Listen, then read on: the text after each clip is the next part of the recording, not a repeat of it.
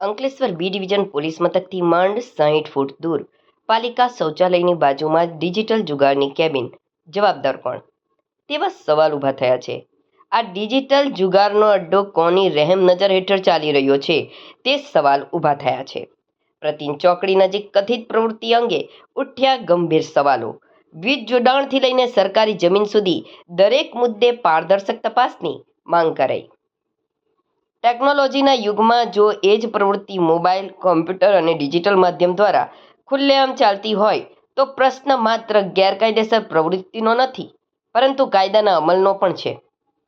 જો અંકલેશ્વર જૂના national highway પર અતિ વ્યસ્ત પ્રતિન ચોકડી અને બી ડિવિઝન પોલીસ મથકથી ગણતરીના અંતરે આવી પ્રવૃત્તિ ખરેખર ચાલી રહી છે, તો સૌથી પહેલો પ્રશ્ન એ છે કે શું આ વ્યવસાય કાયદેસર છે?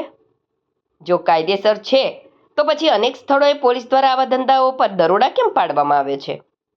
અને જો ગેરકાયદેસર છે તો તે આટલા લાંબા સમયથી કોના આશીર્વાદ હેઠળ ચાલી રહ્યો છે? આ પ્રવૃત્તિ અંગે સ્થાનિક પોલીસ, ગુનાખોરી શાખા અને અન્ય સંબંધિત તંત્રને જાણ છે કે નહીં? તો જો જાણ નથી તો તે ગંભીર બાબત છે, અને જો જાણ હોવા છતાં કોઈ કાર્યવાહી નથી થતી તો તે વધુ ગંભીર પ્રશ્ન ઊભો કરે છે.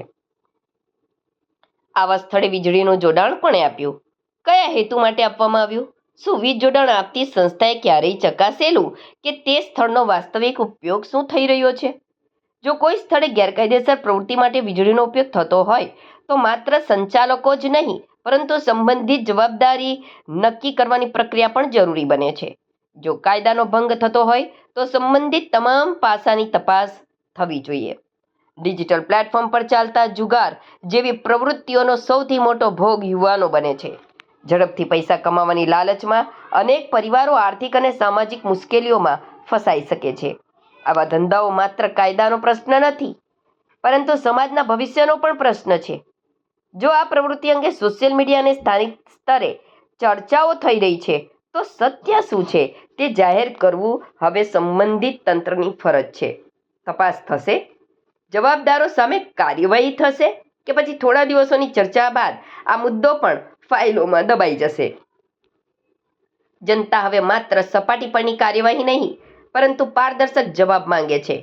કાયદો સૌ માટે સમાન છે, તો તેનો અમલ પણ સૌ પર સમાન રીતે થવો જોઈએ.